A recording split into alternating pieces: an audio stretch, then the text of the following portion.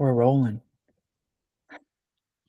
Welcome back to another episode on the Unshakable Soul podcast. We're on episode 27, and I have with me a guest speaker, Leanne Pinto. Welcome on the show. Thank you. Yeah. Yeah, today I have something special for our listeners. We're actually going to be talking about the myths and mysteries of birth. So maybe a little bit controversial, a little bit triggering for some, but very juicy. And we're going to speak about it through the lens of a midwife. Leanne Pinto's a midwife. And this will be very interesting. So I'm super excited. And without further ado, let us dive into this topic. And I wanted to first start with the basics. Okay. What is a midwife? And then what is actually the difference between the midwife and the doula, which are two words that can be kind of fumbled together? Yeah. So I just want to say, just because there are laws, I can't call myself a midwife anymore, but I was a midwife for 13 years before last year.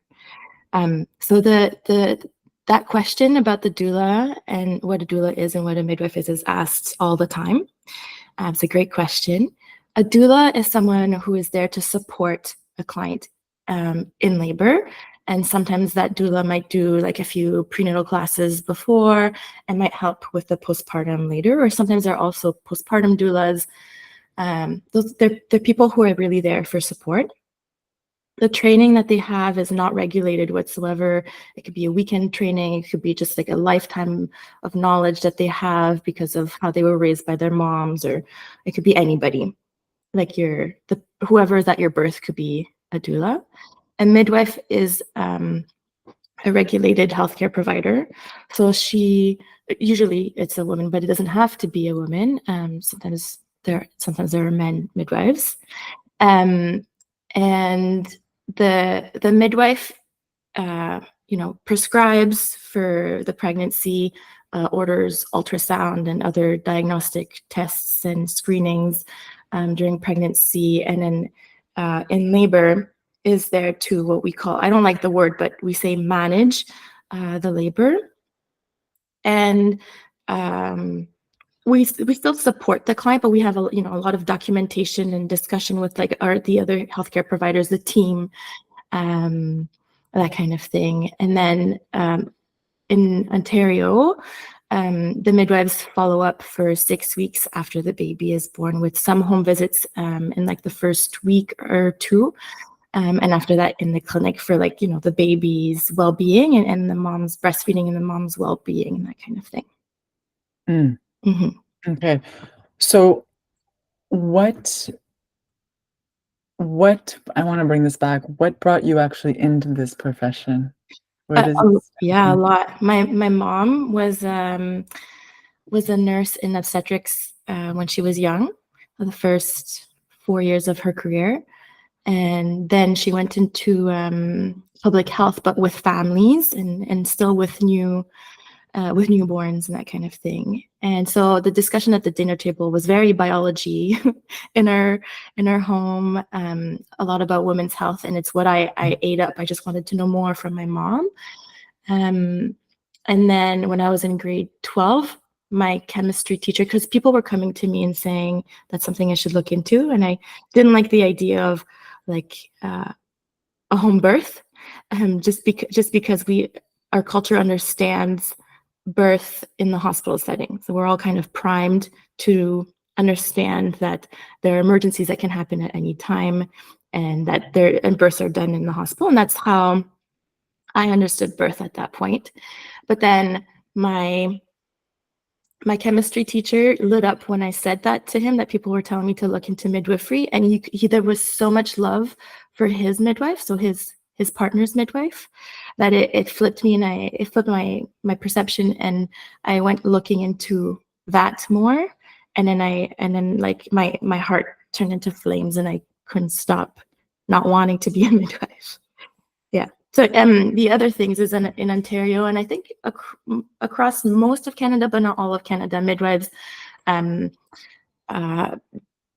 manage in quotation mark birth in the hospital and outside of the hospital as well. So it's a choice for clients to decide where they want to have their birth and to have those discussions prenatally with their midwife. I want to dive into that, the birth in the hospital and then the birth in the house afterwards. I just wanted to ask this question. What did you love the most about being a midwife? The love.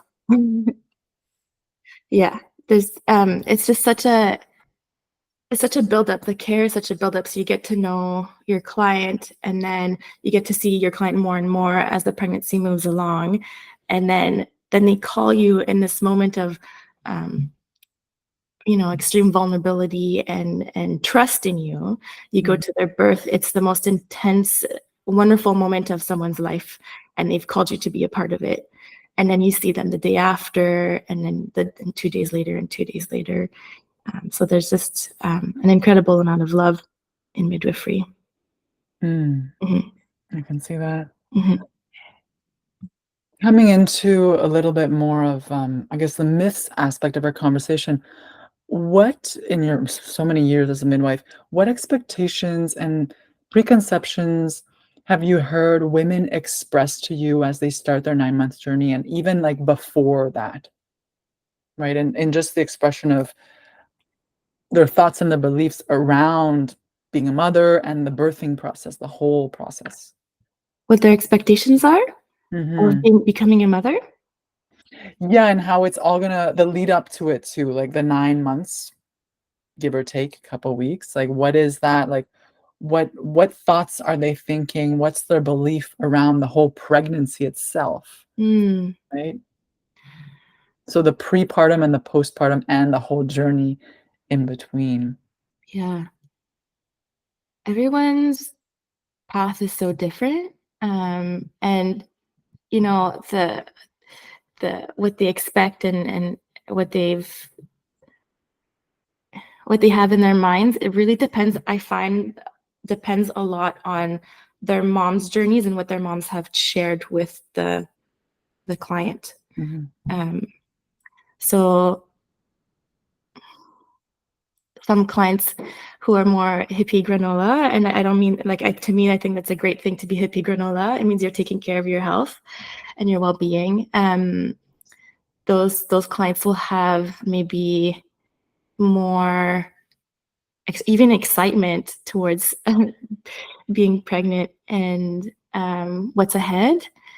And but then there are some people who really expect the clinical. I have to say that I think that most clients don't realize how clinical a midwife can be, and that the care is more clinical than it is hippie and spiritual. But if a client wants that, she can do that for herself, and the midwife can kind of guide her into different books or different, doulas or different resources in the town. Okay. Yeah. And what did you notice? I mean, for the men out there, because I was told that there's some men listening to this podcast. So what do you know about the expectations in terms of the men? Like, what are their thoughts and beliefs about this whole process? Yeah. Men, it's they're so different. All of the men are really different. Some men have fear, and some men are like, they're the ones who are telling their partner like, we should consider home birth. It's really cute and sweet how the partner will interact with the client. And it's really beautiful to see how supported a woman can be. It can also be a little sad how a woman is sometimes not supported by her surrounding or who she chose to be at her birth too. I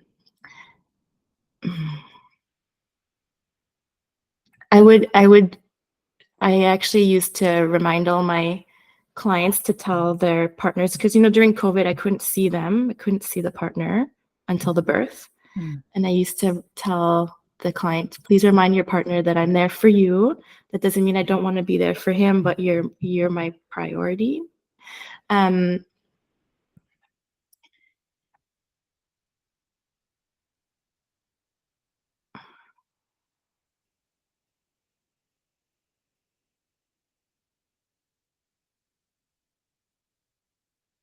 And like, even if a man doesn't know what to do, you can still palpate the love, that the support that they want to bring. So like, in my advice to a partner would be, do your best to use all the tools and the resources that you have to keep you grounded, because the fear that anyone brings into a room, whether you're a healthcare provider or whether you're the partner or the grandmother that's coming in, the most important thing is to stay really calm and support and be that container for the person that's in labor. Mhm. Does that make sense? Like, Yeah. you're the person she falls back onto. And so it's really important for everyone who comes in the room to like, we're all there for her, you know? Yeah.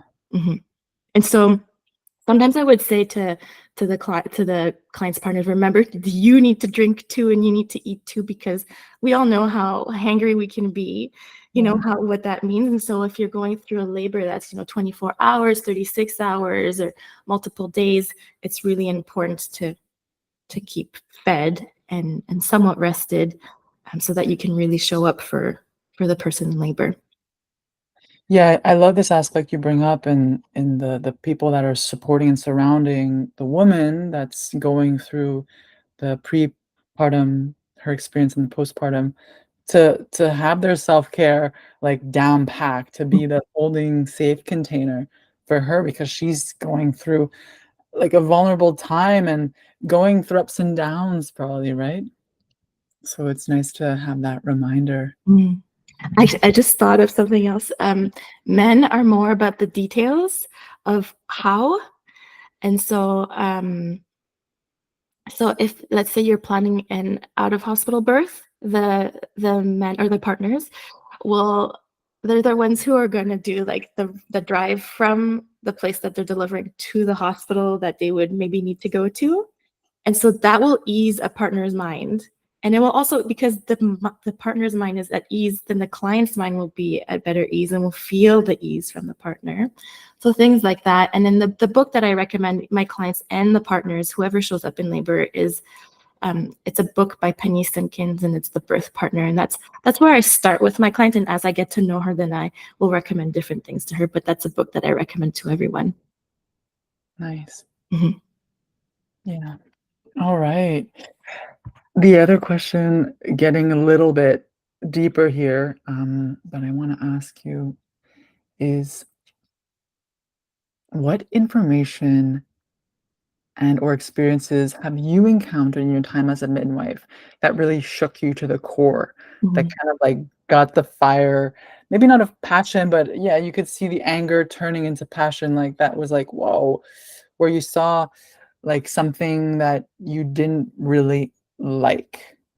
Like, Yeah. what do you think? There's multiple things, and they've kind of accumulated over my career.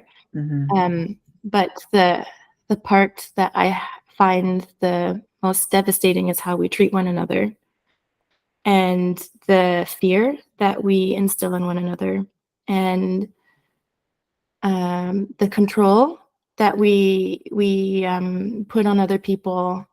Um,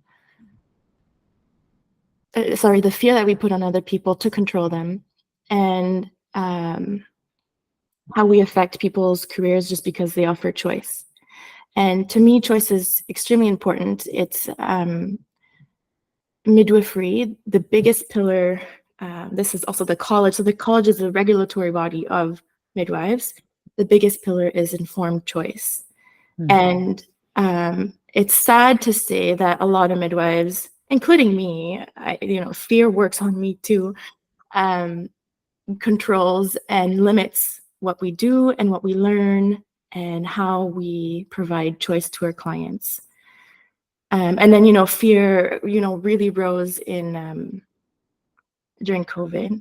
And before that, I was actually helping, there's Nathan Riley, who is an obstetrician who in the States, where he talks about some of the problems in the system. And I would say that they're the same in Canada, where um, where if you offer choice, like a vaginal breech birth, like a a vaginal birth for someone who's had a previous C-section or multiple previous C-sections before. These are all controversial things, but they are possible in some cases. And there's even some research that shows that there's benefits to those things.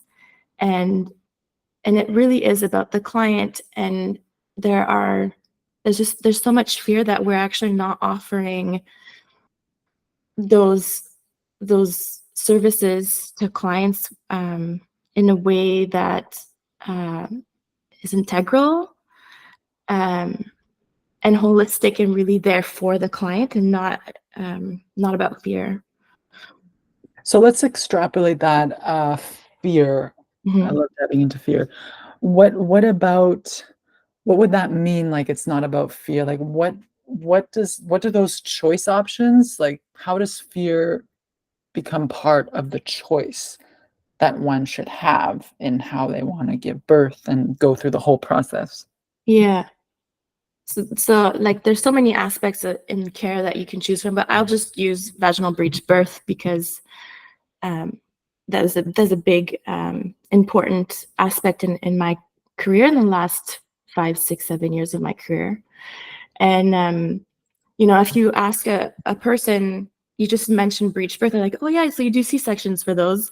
And like, yeah, we offer C-sections for those, but you still have the choice if you have a healthcare provider that understands the choices and what they mean and offers those. It's really hard to get a care provider that does do those things because there's not enough training, because we are taught vaginal breech birth in an emergency setting. We're not taught them intuitively, like it's a part of birth, like it's a part of our care, normal care. And just like, so a breech birth is when a baby comes down butt first. And a cephalic birth is when the head comes down first, but there can be emergencies both ways. And intuitively, we know what to do when there are emergencies with babies that come down, head down, and with our hands and that kind of thing. But we have lost the skills to do so with a vaginal breech birth. And then when you have a colleague who still has her skills with vaginal breech birth, it's really hard for that midwife to receive support from her colleagues, and that's interprofessional, so that's like other midwives, that's other obstetricians or GPs or nurses. I've seen an abnormal amount of wanting to control what the midwife or the obstetricians are trying to offer when they're offering something different, a little bit outside of what we've been trained to do. And we should, like, in my perspective, I think that everyone should be trained to do that. And if we've lost our skills, then we should just slowly increment like our training, and like we all have to do continuous training every year. That's every baby catcher, and I believe nurses too. So that why not make those things a part of what we're trying to learn, so that we can really truly be baby catchers, Yeah. So a lot of things are popping up for me that I want to dive into. One of them is the role of the mom that's carrying the baby, right? So we're talking about like the control of the medical system with the midwives and this system that was created to maybe lacking training in different types of birthing modalities. Where do you see the mom actually have a choice in all of this? Do you see the mom to be more inclined to have a C-section, more like, I don't want to go through any type of different birthing for various reasons? One of them, what I've heard personally from my friends, the pain, right? The belief that there's a lot of pain. I don't want the pain, I want C-section.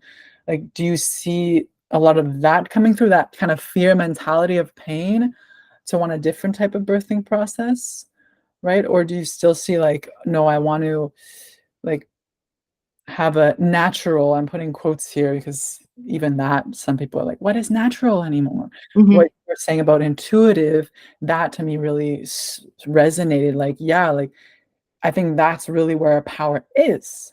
Like the intuition of the midwife and as well as the mom, like she's the one holding this baby. Yeah, yeah, So where do totally. you see that kind of dissonance potentially and this disempowerment, or where can that power be put back in the hands of the midwife and the mother to be? Yeah. I love this question because this is what I'm all about. This is um, the intuition, the client's intuition is like the biggest driver and can lead a client to choose and to advocate for herself and stand up for herself and be in her power. And you have to do that not in the middle of labor, but you have to do that before. You have to choose the healthcare provider that feels right for you. And your intuition, you might not have that healthcare provider, but you'll have a part of her team at the birth, you know? Um, a client who, if we're speaking about vaginal breech birth, a client who is wanting choice will really, really have to advocate for herself at that point.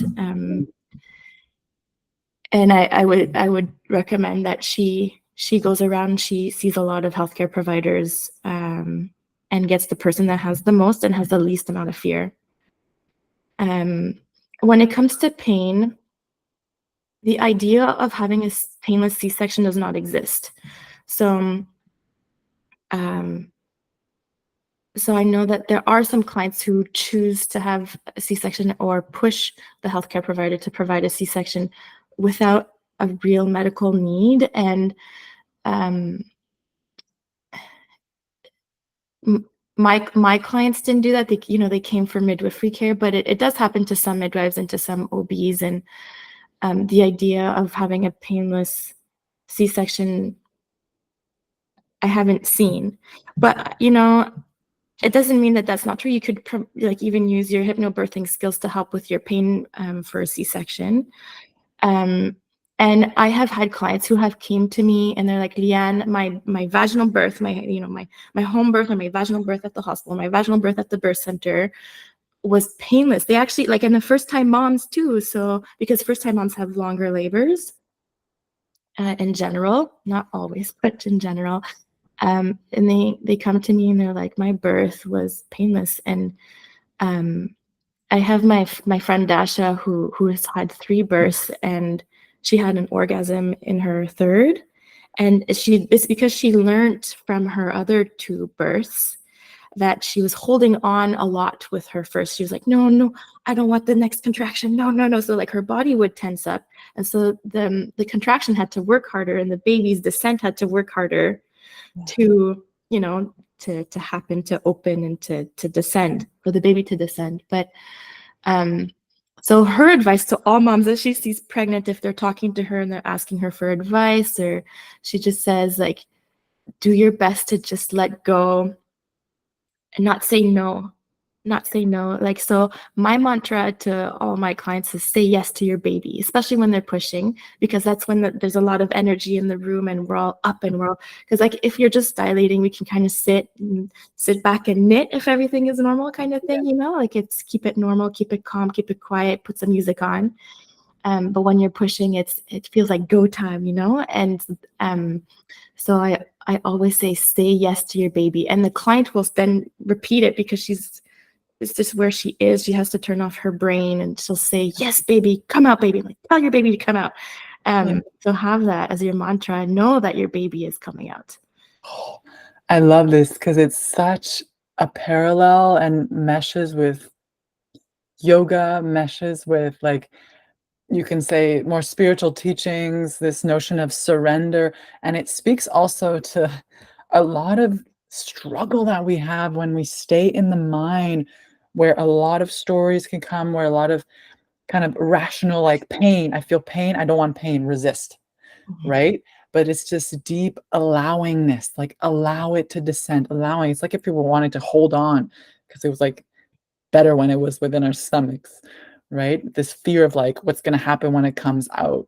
And it's so beautiful. Like, what are some practices that you would share to a soon-to-be mom while she has her baby still within her, so that she can prepare herself and maybe not have this, like, as you're mentioning, yeah, it's not advocate for yourself when right when you're in labor, but it's like, how can you advocate for yourself before? Yeah. And when I mean advocate in the sense, it's like, well, what are the self-care practices you would suggest along with reading books that you can do to make sure you're like the most prepared possible to have more of a smooth birthing process? Yeah. I am a huge believer in expanding yourself. So, like, listen to podcast episodes where the client had a really great birth, or videos where the birth was really empowering, or stories in books, like, so Inami Gaskin's books have lots of stories. So just like douse yourself in really good books, because in the world of like TV and what people like to tell you, blurt out to you in the grocery store, or the horror stories, you won't be able to do it. It's like said to almost everybody. It's really sad that the culture is to instill fear into our into pregnant women. So I've seen everything when it comes to what people choose to do for pain, and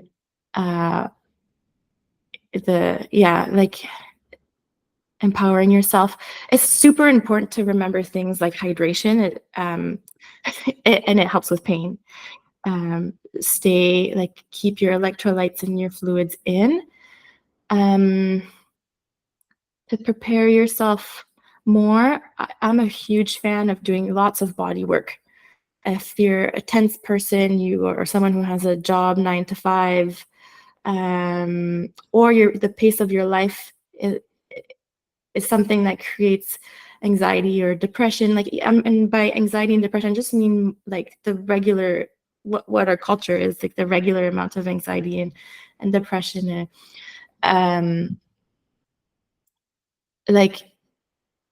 Like heal into your body. Like, I'm someone who has a lot of tension, my upper traps rise to my ears, and those kinds of things. So I would want to do lots of body work, pelvic floor physio.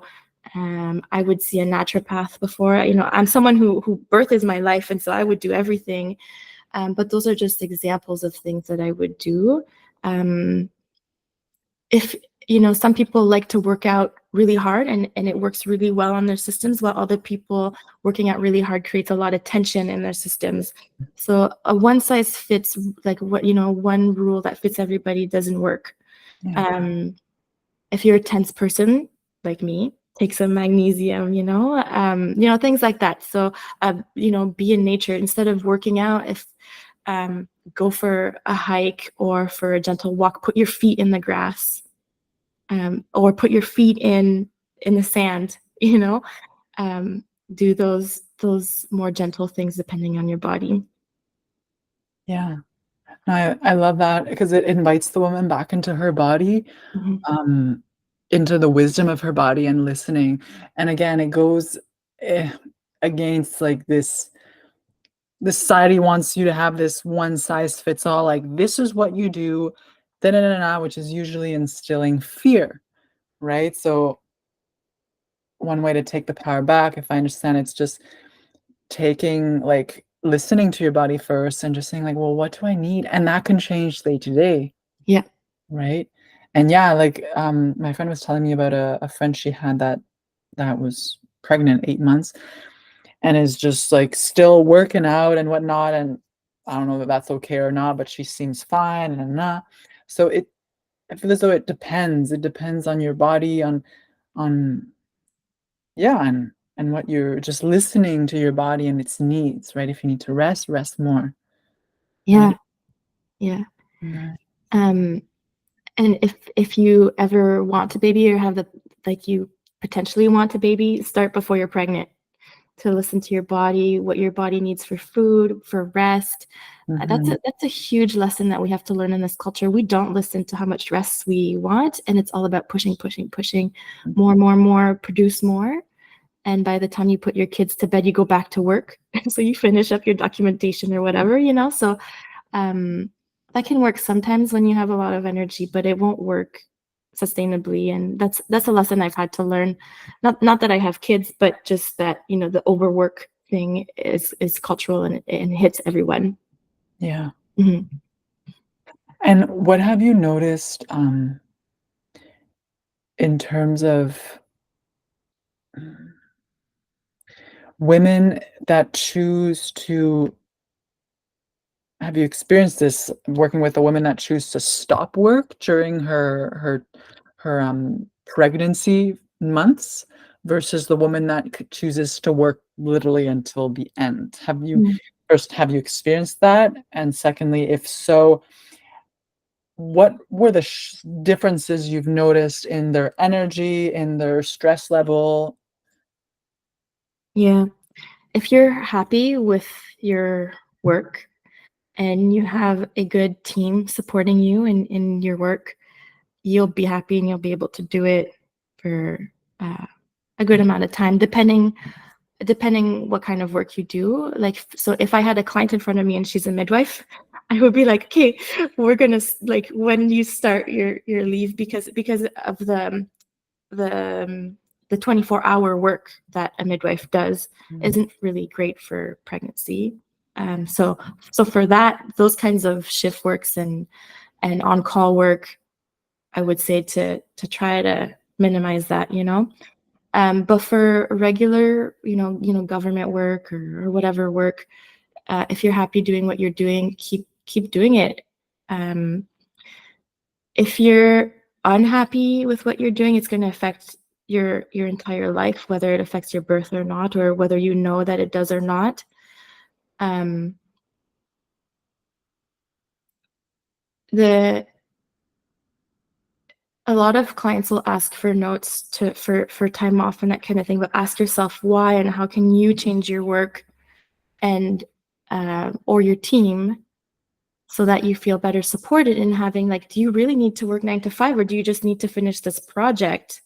mm, You know, I think people need to start looking at different ways of working, mhm. um, so that things get done and you have the passion for what you're doing, and then you take the rest you need during and afterwards and before your project or whatever you're doing.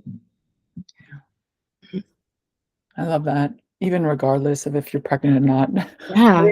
reimagine the way you're working. Yeah. In terms of postpartum, Mhm. the blues, postpartum depression is a word that gets thrown out there, and a lot of care that's needed. Speak to us a little bit, if you can, on your observation as a midwife during that you were mentioning 6 weeks after they give birth, Mhm. of the various experiences you've seen women have, and what do you see them being attributed to, if it could be even correlated to something, or does it really depend on the person? What's the summary of the question? The Yeah, the experience that, a woman can have after, like, postpartum. Let's say Oh. somebody's listening now and they're pregnant or they're a couple months in or they're thinking of having a baby, like, not to create an expectation, it's always gonna be like this postpartum, but sometimes we hear, like, the postpartum depression and that can instill fear. Mhm. Again, we can speak on preparation to this, like things that can help you and leading to your self-care. That could be self-care, that could be your support team. But what have you observed as a midwife in that postpartum phase in your clients that you've worked with, and a kind of factor that you can relate back to, like, oh, okay, So the maybe. amount of postpartum depression is the amount of depression that there is in society for women. So I think it's like I think it's 20% in society, and it's 20% postpartum. So postpartum is the stage after your placenta is born, for I think a whole year after your baby is born. And the postpartum depression is depression that is caught that starts within that year. So even if the cause is not having your baby, even if your cause of depression is because there's no money in your bank account, it's a postpartum depression. Mm. So some of the evidence that shows, just to prevent depression, not necessarily treat depression, would be, increase your omega-3s, reduce your omega-6s. So that's increasing your fish and decreasing your seed oils and things like that. And then you want to reduce the amount of sugar, and you want to eat more fermented foods. So those are, and take vitamin D. So, or be in the sun. So those are the things I can say for postpartum depression. But when it comes to preparing for the postpartum, I would say just, prepare to be tired. And you're going to be like happy tired, hopefully, after your birth. But, like a normal labor for first-time moms is about 26 hours. So there'll be a bit of lack of sleep, and there'll be excitement too during your labor. So it'll be sometimes harder to sleep. Really honestly, get everyone in diapers and go to bed, like skin to skin. So, Mindy Kaling in her show, I forget what it's called. It's the one with the obstetricians and the midwives, and it's funny. It's hilarious. But she says, with baby, if you want to win, go skin to skin. Like, it's true. Like, if your baby is crying and you don't know what to do, and you're trying to feed your baby and your baby's not latching, just go to bed with your partner, because your partner will also be tired and feel all those emotions and want the baby to feed and everything to be good. Everyone in bed, and just do skin to skin. And then if you need, you can do that in your bathtub too with your baby, but you need to stay awake, obviously, in the bathtub. Babies will latch better when everything calms down, and when you're skin to skin, your oxytocin levels increase, which means that your cortisol is decreasing. And so that's what the everything, like the whole family needs at that point.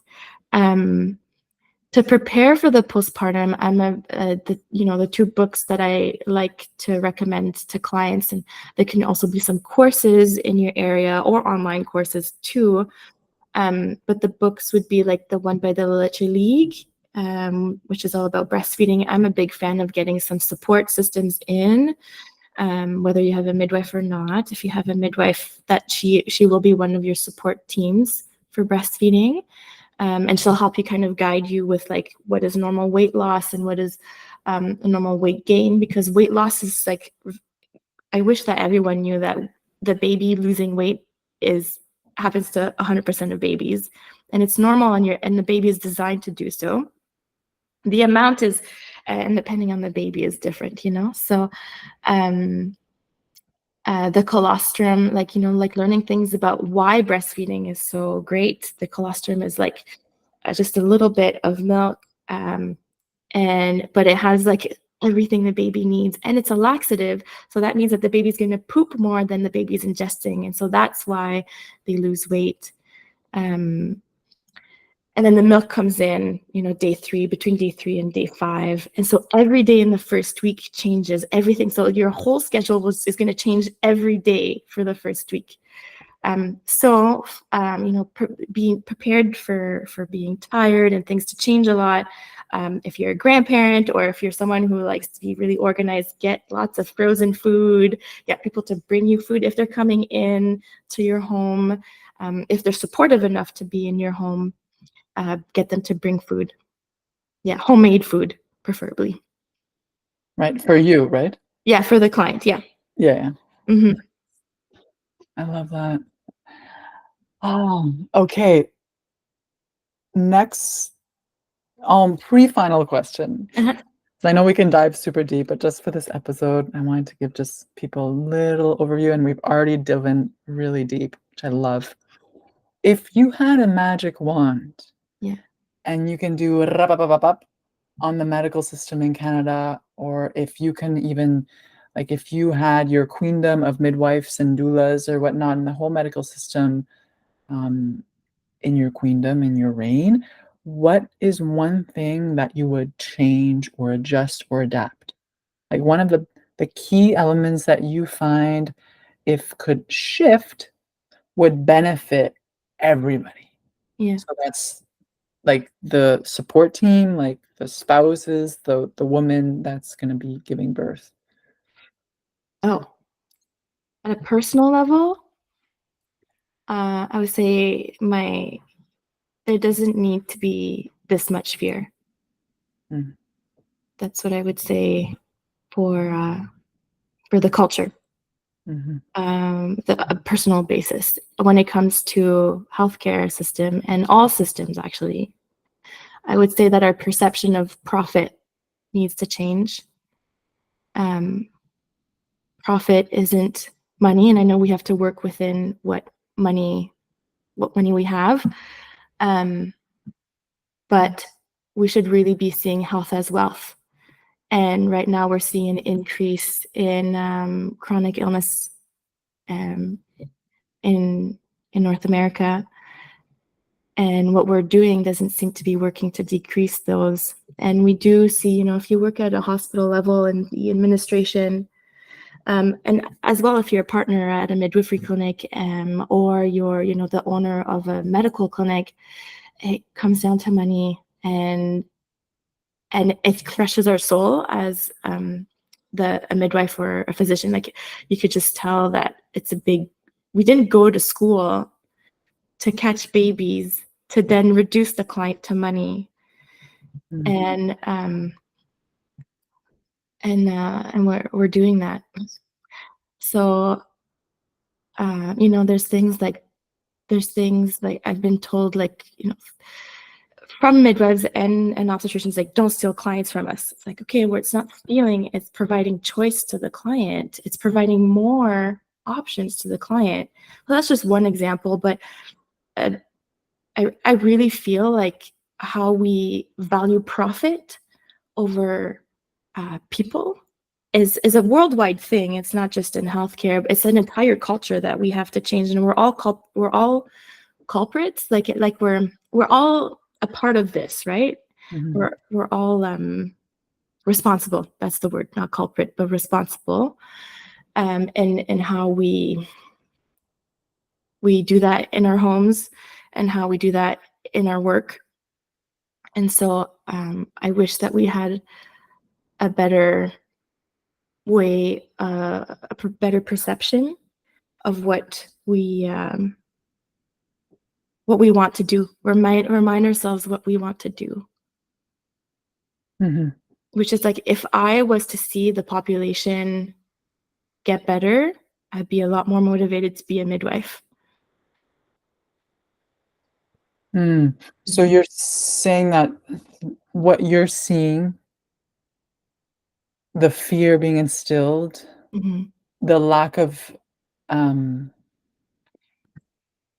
maybe support from the government, from the system itself to Yeah, the help whole thing. chronic illness is disincentivizing you to continue with your profession or Yeah. want to be a midwife. Yeah. We have a pharmaceutical first approach to healthcare, Mm, and uh, it's not working. And there's lots of things we can blame the government. Of course, they have an impact in how money comes in. We can blame the hospital system. We can blame the liability insurance. We can blame the guideline makers. We can blame how we treat one another, and it's all there. It's the whole thing is responsible, but it really comes down to our culture, um, because pharmaceuticals is where we make them a lot of money, um, and um, and of course we all need money. Like the client that comes in there's gonna be money that comes into the hospital when she comes in, and of course that needs to happen.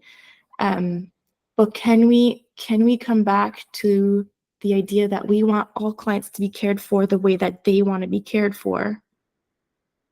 mm, We would be offering vaginal breech births if we reminded ourselves of that. We would all be learning, and we would all be um, changing our skills for that.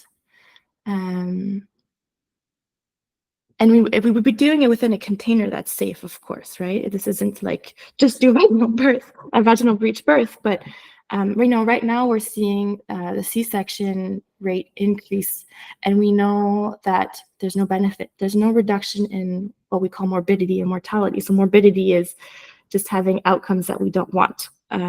Infection would be morbidity to, let's say, a wound, you know? So we're seeing that increase, and then intervention increase. So what's the point? We're not, and of course, like, midwives, the people who are working don't have time or the capacity to get home and they're like, oh my gosh, I just want to rest, or I need to eat, I need to shower, the basic skills, And so they don't have time to look and discern guidelines and look at where the research comes from and talk to someone who has a lot of experience, who has been doing this for 40 years. Where does this recommendation come from? Because there's no research. There's a lack of research for this recommendation. Where does it come from? When you have the time to spend on that, you'll see that not everything is really evidence-based. And so that's why I really think that intuition will lead us to a better place, because we don't know everything. We have to stop pretending we know everything in the healthcare system. We have to stop pedestaling that. Yeah. And blindly following what's been done before, because it's just the norm, right? Or there's a lot there, right? And it's amazing you pointed out, the midwives work 24 hours. It's a big job. So having that extra time taken to really discern and dive through things, it takes a lot of your energy. So easier to just stay with the status quo. Yeah. Right. But yeah, I know I can understand that breaks your heart, and that your capacity is not as much or not enough to actually offer your client what they truly desire. So thus the disempowerment in the client, and you yourself as a midwife can feel at the mercy of the bigger system. Yeah. And then seeing the outcome of that, seeing the overall what's happening to our population bothers me a lot. If I would see a recommendation and where maybe there is an intervention and I would see the amount of morbidity decrease, and I would be happier. So you're linking morbidity to the chronic stress that the woman goes through? I would say to the pharmaceutical first approach to care. So, maybe 10 to 30% of women in labor will receive a lot of antibiotics in labor. Epidurals are pushed on women because of the fear that is instilled in women. We give oxytocin, which is a shot to, we say, deliver the placenta after to all clients, when the evidence shows that it's helpful in countries that are low resource and where women are really anemic because they're not eating properly. But when you look in high resource countries, the evidence isn't as much there. And so, it's just, it's ongoing. I could come up with all kinds of examples. Yeah. Well, let's finish with, definitely want to do a part 2 to this. Yeah. I want to just finish here with final thoughts from you. You can take it any direction you like to go, but if there's something you really want to share with our listeners, maybe it's a mom to be, or she's going to have labor, or she's close in any phase that she's at, in terms of an empowering message, or a reminder, there is choice, and just this self-awareness kind of message you want to share, what would that be? Yeah. To learn your intuition, to learn how your intuition works, and to stay grounded in it. And even if your intuition says something and your healthcare provider is saying it can't happen, ask questions. Why? That maybe your intuition is telling you to have this discussion, So your intuition is saying, I want a home birth, but then your midwife is like, oh, you're not the right candidate for it. Ask why, and then ask why again, why her answer, be grounded. You can, selfishness, I'm someone who has a hard time being selfish. So I like to say selfish. But like, stand your ground. That doesn't mean that what you want is going to happen. It's your birth preferences, right? Um, and the universe is just gonna give you what you need to learn. Everyone's a teacher, and everything is a lesson. And so your birth will be a lesson, and the people who are there to support you are your teachers. And if I was to be pregnant right now, I would be looking for the person that keeps that. I would be looking for a very passionate midwife. I would choose to have a midwife, and I would prefer to have a home birth. That's just what I would do. That doesn't mean that that's what everyone should do. Um, and I would be picky. And you're allowed. So I would do that at the beginning of pregnancy, where I'd like interview a few people, so, and then start using your your intuition, and like, that person feels really right. Okay, but that doesn't mean that care provider that you choose, that you will always see eye to eye, and that's okay. Those are just lessons that you're learning. You're learning to step up for yourself. You're learning to stand your ground, and how to ask questions and how to have a conversation.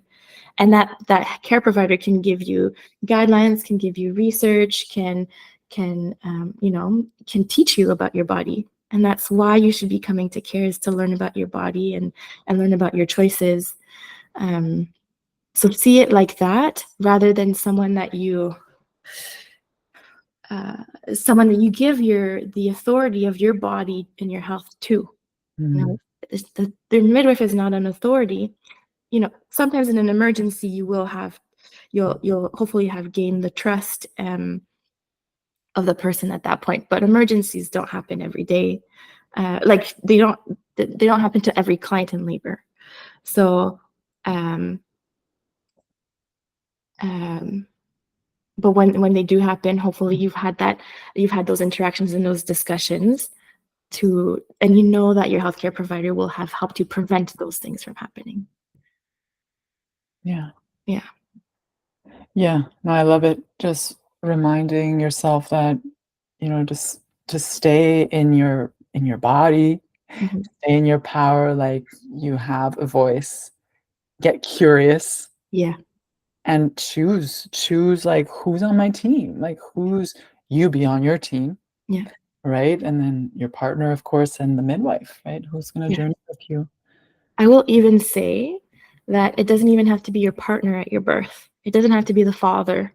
If you are not with the father, and you do not have to impose that on yourself. And even if the father is your partner, and the partner has a lot of fear around birth, or it's just not someone who shows up in those moments of discomfort or of lots of vulnerability, but they're, maybe the greatest father and the best cook in the world, and they, like, they could, there's lots of things that someone else can be good at. But like, they just build their team from where you want, what support you want. It doesn't have to look like everyone else's team. It doesn't have to be the father or your partner. I like that as an added kind of like caveat. Like, it doesn't need to be, because again, we're kind of breaking down the belief system here. There's a different way to go Yeah. through the whole process. It does not need to be painful or whatever we believe it to be. Yeah. Thank you. Thank you. I know this probably resonated with a lot of people. I might have triggered a lot of things, but this is good. This is what we want. We want the questions to be raised, the questions, the way things, the status quo, right? And to remember to bring that power back, bring it back to the one carrying the baby, right? So if you're a woman listening to this, thinking of having a baby, or are already in her phase of conception, just ask yourself, like, how do you want to show up for yourself throughout this process? Who's on your team? And how do you want to deliver? Right? How do you want to feel, and start, embodying that, like, right now, like, take care of yourself. Feel into this womb space in your body. Just get really intimately, even more with your body. And we'll drop in the description you mentioned a couple books, which I'd love if we can share those as resources, or anything else that people could start dabbling into, as well as your podcast. I know you have a podcast. You want to share a little bit about that? Yeah. My podcast is a really dense podcast. It's like this is really about general information. This episode is really general and for probably everyone. Well, my podcast, it really is about why I left midwifery. So there's a lot of grief and anger, and I dissect how research is done. In one episode, I dissect the my a little bit of my moral injury, and I talk about democracy. Like, I talk about all kinds of things. Like, in my perspective, is if you can't advocate for your own health and your own well-being, how are you gonna like advocate for the well-being of the bigger society? So at the end of it all, everyone is your teacher, and everything is a lesson. And this is just here for us to like step up and be in our power. Like, I am in my power, you are in your power. Can we just remember that? And when you build a team for yourself, it's for you. And how to regulate your nervous system, like that. I have one episode on regulating the nervous system, but it does come back to like remembering that we can't pedestal people or things anymore. It doesn't work like that. Yeah. I love it. We'll put a link to your podcast. Yeah. Yeah, I love it. It's very, triggering, but very passionate, and you can feel your energy behind in the episode. So if anybody interested in diving more deep into maybe the political aspect of midwifery, then definitely go check out Dan Pinto's podcast. Thank you. Until a next episode, thank you so much for coming on. It was such a pleasure to have you. Yeah, thank you. I really like this episode. It's really for the general public, and so it feels good. Yeah. Yeah, back to basics. Yeah. Thanks so much.